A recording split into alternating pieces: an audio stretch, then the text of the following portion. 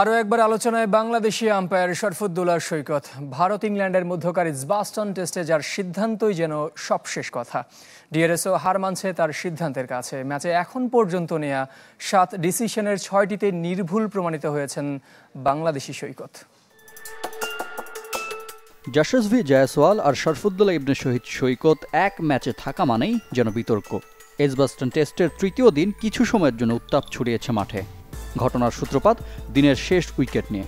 Jos টাংয়ের বলে এলবিডব্লিউর ফাঁদে পড়েন যশস্বী জয়সওয়াল। আম্পায়ার সৈকত তাতে সাড়া দেন, কিন্তু নাখোশ ভারতীয় ওপেনার। যতক্ষণে রিভিউ নেবার সিদ্ধান্ত নেন ততক্ষণে নির্ধারিত সময় পার হয়ে গেছে। তবুও থার্ড আম্পায়ারের শরণাপন্ন হন SIS সৈকত। এবার বিরোধিতা করেন ইংলিশ অধিনায়ক বেন স্টোকস। শেষ পর্যন্ত বাংলাদেশি আম্পায়ারের সিদ্ধান্ত বহাল থাকে। ড্রেসিং রুমে ফিরতে হয় যশস্বী জয়সওয়ালকে। অ্যান্ডারসন টেন্ডুলকার সিরিজের দ্বিতীয় টেস্টে এখন পর্যন্ত নেওয়া 8 ডিআরএসের 7টি আসে সৈকতের সিদ্ধান্তে।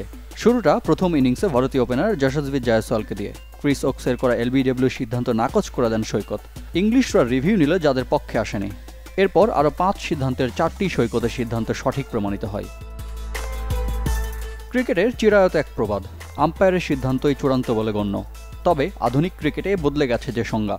ডিআরএস সিস্টেমের বদৌলতে আম্পায়ারের সিদ্ধান্তে অনাস্থা জানাতে পারে ব্যাটিং কিংবা বোলিংয়ের যে কেউ।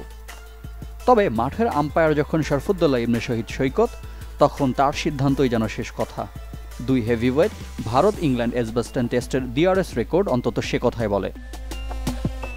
ICC এলিট প্যানেলে একমাত্র বাংলাদেশি প্রতিনিধির দেওয়া অনফিল্ড ডিসিশন সঠিক প্রমাণিত হয়েছে প্রায় প্রতিবারই। আম্পায়ারিং ক্যারিয়ারে নারী পুরুষ মিলিয়ে 250 আন্তর্জাতিক ম্যাচ পরিচালনা করেন সৈকত। প্রতি ম্যাচেই যিনি প্রমাণ করে চলেছেন, ICCর এলিট প্যানেল তাকে নির্বাচিত করেছে যোগ্য হিসেবেই। রিফাত হোসেন, চ্যানেল 24।